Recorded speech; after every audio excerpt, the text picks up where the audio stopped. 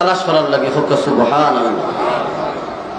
আল্লাহর রহমতের ফেরেশতারা যাকে যাকে একদলা হইয়া সিলেটি ভাষায় ওয়াজ করিলে ঠিক না যাব তো এক জায়গাতে উপস্থিত হন সবাই, আর একজনে তালাশ করতে তখন চতুর্দিকে। যখন এই ফেরেশতা যখন দেখেন যে হুমায়ুন রশিদ চত্বরের মধ্যে একদল আল্লাহর বান্দা হলে আল্লাহ ওই খবর দেখিয়া ওই জায়গা দেখিয়া তখন ওই ফেরেশতা দলবদ্ধভাবে যে ফেরেশতারা এক জায়গার মধ্যে আছেন সেই জায়গা গিয়া ওই আল্লাহর রহমতের ফেরেশতা গিয়া ডাক দেন, ও ফেরেশতারা, ও আমার ভাইরা, হুমায়ুন রশিদ চত্বরের মধ্যে একদল আল্লাহর বান্দা, একদল আল্লাহ রাসূলের আশিকান হলেন আল্লাহর জিকির আজকার করতে আসুন, আল্লাহর রাসূলের উপরে দুরূদ শরীফ পড়তে আসুন। আও তাড়াতাড়ি আও, আপনার আমার নাম লিখতে থাকুন, আমার বাবার নাম লিখতে থাকুন। আমি কোন উদ্দেশ্যে যে সব কিছু তালিকা করেন, যত সময় পর্যন্ত এই মাহফিল চলতে থাকে, যত সময় পর্যন্ত চলবো ততক্ষণ পর্যন্ত ওই আল্লাহর রহমতের ফেরেশতারা ওই মাহফিলের মধ্যে উপস্থিত তখন হবে। আল্লাহর রহমতের ফেরেশতারা আকাশের দিকে যান, আল্লাহর দরবারে হাজিরা দেন, আর তালিকা আল্লাহর সামনে নিয়ে হাজির করেন। আল্লাহ কিন্তু আপনারা আমার দেখরানি না দেখরানা চাব হল আল্লাহ দেখরা, কিন্তু তারপরেও আল্লাহ ফেরেশতারে দিয়ে সাক্ষী রাখুন, যাতে কিয়ামতের দিন কঠিন মুসিবতের সময় আমার আল্লাহ কিয়ামতের দিন আমার আল্লাহর দরবারে সাক্ষী দিব। বলেন সুবহানাল্লাহ। আল্লাহ সাক্ষী রাখুন ফেরেশতারে আর গৌরব করুন, কারণ আল্লাহ যখন আপনারা আমার সৃষ্টিকর্তা তখন ফেরেশতাগুলোর সাথে পলা কথাবার্তা হইছেন না যাব। ওয়াইয ক্বালা রাব্বুকা লিল মালাইকাতি ইন্নী জাইলুন, কাম করব গুনার কাম করব, আল্লাহ ওদের চাইতে তো আমাদের কোনো গুনাহ নাই, আমাদের খানি লাগে না, আমাদের গুণ নাই, তন্দ্রা নাই, কোনো কিছুই নাই। আল্লাহ আমরা সবসময় আপনার গুণগান গাইতেছি, এরা দুনিয়ার জমিনে পাঠাইয়া কোনো লাভ নাই। তখন আমার আল্লাহ জবাব দিলা, ও ফেরেশতারা, ইন্নী আ'লামু মা, আল্লাহর শুকরিয়া আদায় করলে বান্দা বান্দির উপরে আল্লাহ যত বেশি খুশি হন, আল্লাহর বান্দা বান্দি আর কোনো কিছু দিয়া আমার আল্লাহর এত বেশি খুশি করতে পারে না। তো আমরা সবসময় আল্লাহ শুকরিয়া আদায় করতাম। আল্লাহ ফেরেশতারা বলে, ও ফেরেশতারা, আমি যা জানি তোমরা তা জানো না, আমার ইলমের মধ্যে যা আছে তোমাদের মধ্যে তাহা নাই। সুবহানাল্লাহ।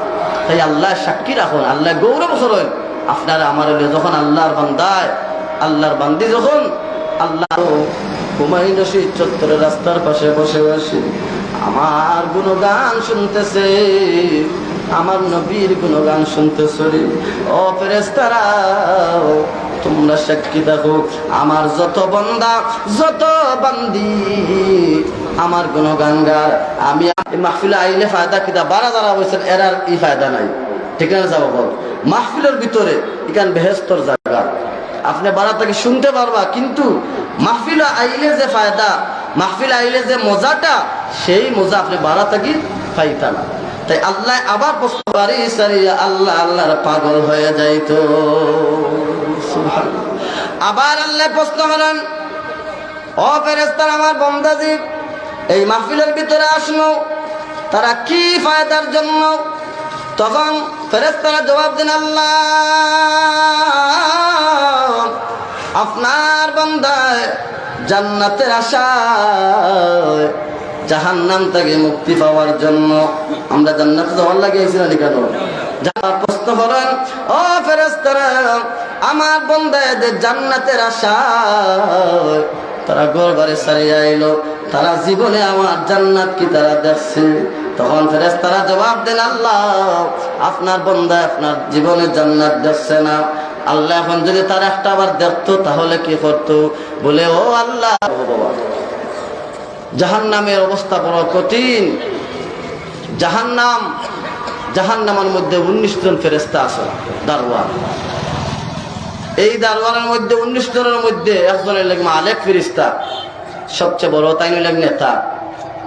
হাদিস শরীফের মধ্যে আইছে এক কাঁধ কি আর এক কাঁধে যদি যাইতে হয় 365 দিন, একটা বছর, 1 বছর রাস্তা যদি থাকি এক কাঁধ থেকে আরেক কাঁধে যাইতে,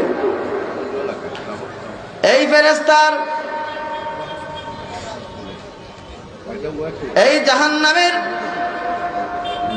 ফেরেশতার এত শক্তি, একজন মানুষের একজন ফেরেশতার এত শক্তি, 70,000 কাফের হলরে একজন ফেরেশতা কি করবা, এক সময়ে আগুন বার হইতে থাকে। এমন অবস্থা, এই জাহান্নামের ফেরেশতারা আল্লাহর আইন মানবা, আল্লাহর হুকুমের দিকে থাকবা, কোনো দিন আল্লাহর হুকুম তাকে একটা পাও পিছ পাইবা না। তাই বাবা হল আল্লাহ কইবা আমার বান্দা জীবনে জাহান্নাম দেখছে, জাহান্নাম দেখছেনি, তাহলে কি করতো? বলে আল্লাহ গো, আপনার বান্দা যদি, আপনার বান্দি যদি জীবনে একটা বার জাহান্নামের অবস্থা একটু দেখতো, তাহলে তারা ঘর বাড়ি সারিয়া, বিবি বাচ্চা সারিয়া, দুনিয়ার সব আরাম আয়েশ সারিয়া তারা তোমার পাগল হয়ে, দেওয়ানা হয়ে জঙ্গল, আল্লাহ তাআলা আমাদের নবীজির উসিলায় তাহলে জান্নাত নিয়ে দিবা। কিন্তু কাফির হলর তারার আর কোনো জান্নাত নাই, একবারে তারা জাহান্নাম একবারে চলতে থাকবে, তারা জীবনে তারা জান্নাতের আশা করতে পারত না। দুরূদ শরীফ পড়ো, আল্লাহুম্মা সাফিয়ানা মাওলানা মুহাম্মদ রাবিয়া ওর হাসান বসরি খাজা উসমান। সম্মানিত হাজিরিন কেরাম, আমি একটা আয়াত তিলাওয়াত করছি আপনার সামনে, ইয়া আইয়ুহাল্লাযীনা আমানু ইসতাঈনু বিস-সাবরি ওয়াস-সালাহ ইন্নাল্লাহা মা'আস-সাবিরিন। সুবহানাল্লাহ। আল্লাহর কালাম জানেন যাব, আল্লাহর কালাম জানা খান মজা, দুনিয়ার আর কোন বাক্যের মধ্যে সেইভাবে মজা কোনো মানুষে পাইত নাই। সারা দিন সারা রাত মানুষে আল্লাহর কালাম তেলাওয়াত ধরে, তারপরেও এই কোরআন শরীফ ফুরানা কোনো মানুষে হয় না। তাই আল্লাহর কালামে তো মজা। তাই রজব আমরা তো তারিখ জানি না সবাই, আমরা ইংলিশ দিয়ে পাবো, ঠিক না নিসা বাবা? ইংলিশ আজকে রজব মাসের মাহে রজবের আজকে কত নম্বর দিন? 21 নম্বর দিন। তাই আমার বাবা এখন ভাই এখন এই রজব মাসে তো ফজিলতপূর্ণ মাস, এই মাসে বার্তা দিতে থাকে রমজানের বার্তা দেওয়া শুরু করে। কারণ এই মাস যখন শুরু হয়, আমার নবী আপনার নবী দয়াল নবী দু জাহানের সরদার নবী সাইয়্যিদুল মুরসালিন খাতামুন নবীন আহমদ মুস্তাফা মুহাম্মদ মুস্তাফা সাল্লাল্লাহু আলাইহি ওয়াসাল্লামে একটা দোয়া পড়তে থাকুন। এই দোয়াটা হলো, আমার সাথে সবাই পড়েন, আল্লাহুম্মা বারিক লানা ফি রজব ওয়া শাবান ওয়া বাল্লিগনা রমাদান। সবাই পড়েন, কি লাগে এখন? আল্লাহুম্মা বারিক লানা ফি রজব ওয়া শাবান ওয়া বাল্লিগনা রমাদান। এই কিচ্ছু নাই, তারপরে আল্লাহর গুণগান গান। এই রজবের মাস যখন শুরু হয়, আল্লাহর কাছে চান, আল্লাহ আমার এই রজব মাসের বরকত দান করো, আর শাবান মাসের বরকত দান করো, আর রমজান পর্যন্ত আল্লাহ আমার হায়াতটা পৌঁছে দাও। সুবহানাল্লাহ। আল্লাহর হাবিবে এই দোয়া পড়তাম, আমরাও সবাই পড়তাম।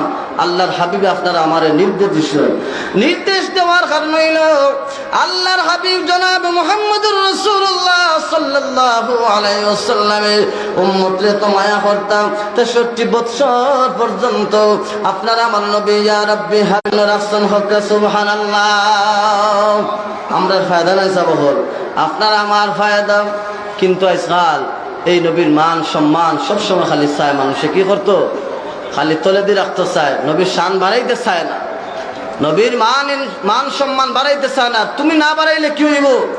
আল্লাহ তান হাবিবরে তান বন্ধুরে আল্লাহ যখন আপনি আমি দুনিয়ার জমিনে আগমন করি নাই, সেই সময়ও রূহ জগত আল্লাহ তাআলা তান হাবিবের মর্যাদা সম্মান সবার ঊর্ধ্বে রাসূল হক্কা, ঠিক কিনা?